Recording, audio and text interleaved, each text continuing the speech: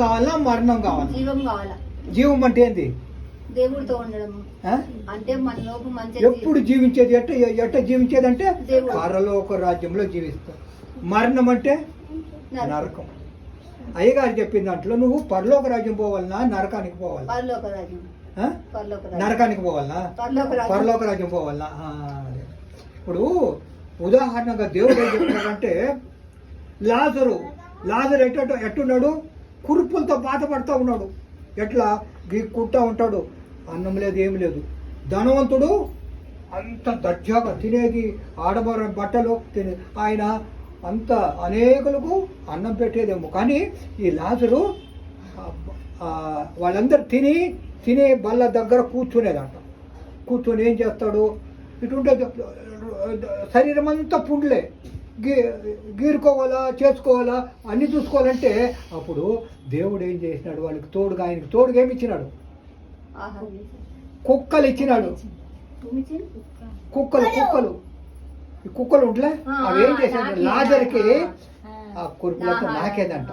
అప్పుడేమో కుక్కలు డాక్టర్ లాగా ఇచ్చినాడు మనకు. ఇప్పుడు మీకు మొన్న కాలు ఇదైంది, ఎక్కడికి పోయినారు? డాక్టర్ దగ్గర పోయి.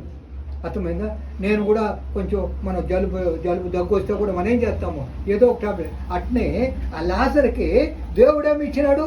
ఆ కుక్కల మూలంగా హాయిగా సంతోషం కూడా. కానీ ఆయనకి తిండేట?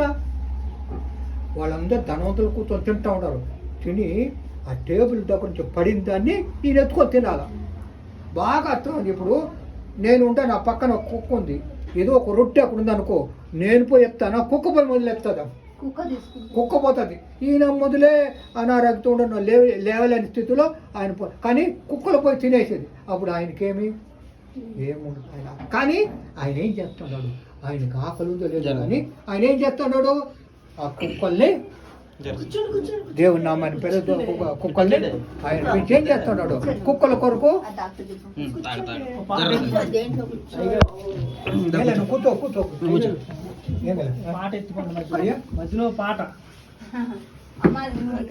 కాబట్టి అయ్యా అదంతా చెప్పేది మొట్టమొదట మనం ఏమిటంటే పరలోక రాజ్యం పోవాలంటే ఆ యొక్క కుష్ఠ